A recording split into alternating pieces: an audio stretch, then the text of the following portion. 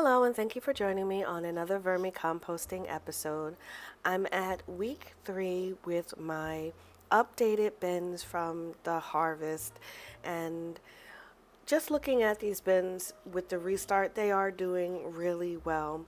You can see where the worms have been hanging out and coming to the surface and leaving behind castings and breaking down the material in the bin.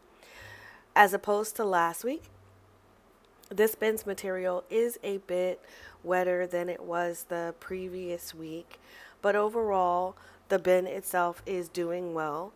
This is just some cool things that you see in the bin. The worms have gotten all into a seed of one of the melons that's been put in there.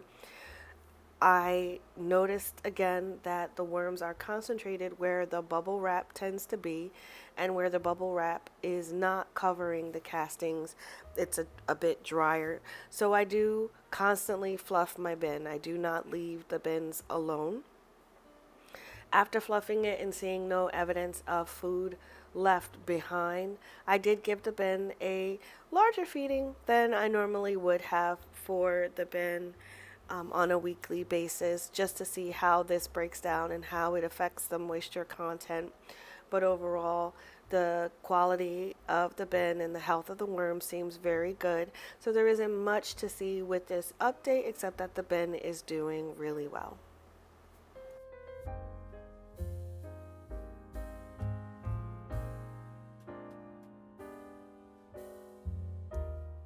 Moving over to my second regular tote bin. This is the bin that tends to be on the wetter side than the other bin. And again, from a viewer suggestion with this bin, I'm going to treat it a little bit differently.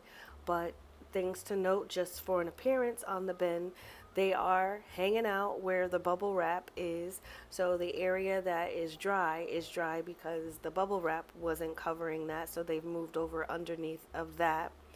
I do have some worm ball activity in this one as opposed to the other bin.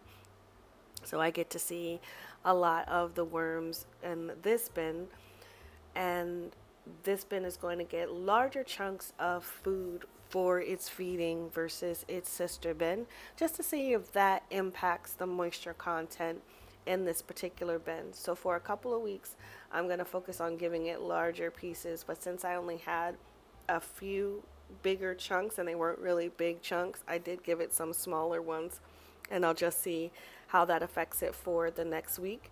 But again, no worm trails, no worms trying to get out or along the sides of the bin. So I can conclude that this bin is doing well just a few weeks out from the harvest. Moving over to the first of the Vermi bag tote systems. Now with the Vermi bag tote, in my climate, I am in zone 6B, which is South Jersey.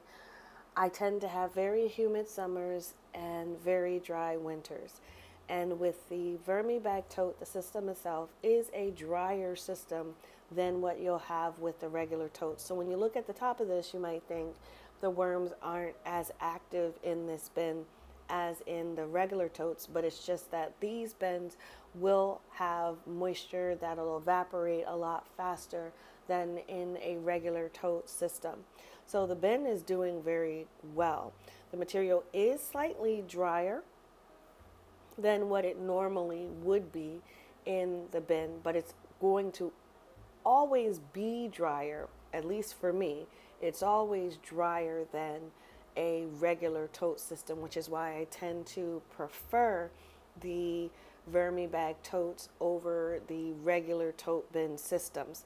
But again, vermicomposting, when you get into it, it is based on your budget. If all you can do is get totes, get the totes, get started. It is a great way to reduce the waste in your household.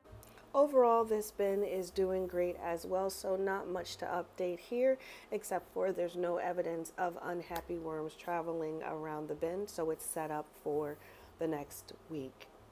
Which leads me to my fourth and last bin system. This is the second Vermi bag tote, which instead of being harvested and treated like the previous 3 systems, this one I am focusing on growing the colony. Next week, I will have an updated video on what I'm doing. But in this video, what I'm pointing to is the activity.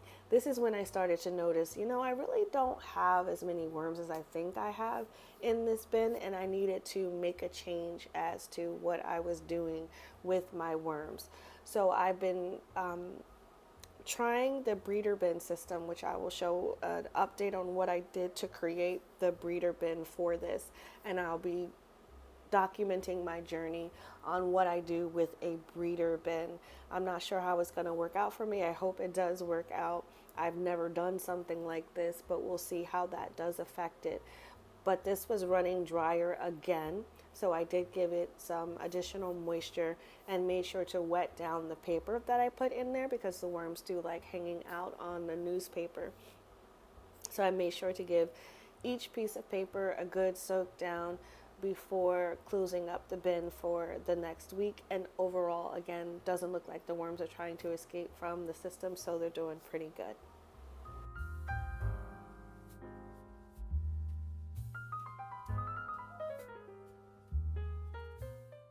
Last but not least is the only flow through system that I currently am running, which is the Vermibag Mini. In the Mini, I am dealing with an increase in the population of beetles, and that's because of the apples. So for my area, fresh fruit tends to bring in the pest because it takes longer for the fresh food to break down in my bin. This is why I will put my food in the freezer, because it's already going to break down in the freezer after it defrosts, and make it easier for the worms to then break down the material. So the longer something hangs around in the bin, the more I get beetles. And if you pause this or go back, you'll see the little brown beetles that hang out. If I don't put diatomaceous earth or the neem cake into my worm chow, this population of bugs would explode. So I do have to be very careful when I put fresh food in about how much pests do end up in the bin. I'll also get some pot worms as well too. But I wanted to show you what I mean by the beetles. I am still putting the frozen food that has a lot of moisture around the edges, as the material does dry out very fast in this Vermibag Mini. And then I'm still putting some other food in the center. So I'll concentrate the wetter material on the outsides to keep from having crunchy edges. And it's seeming to work out a bit. Then the following week, I'll move that material into the interior so it can not dry out as fast. And that seems to work for this bin. I am adding a good layer of worm grit and chow because of the diatomaceous earth and neem cake to this before closing it up to combat that beetle population. But if you've made it this far, thank you so much for sticking to the end. If you enjoyed the content, please like and subscribe. And as always, thank you so much for watching.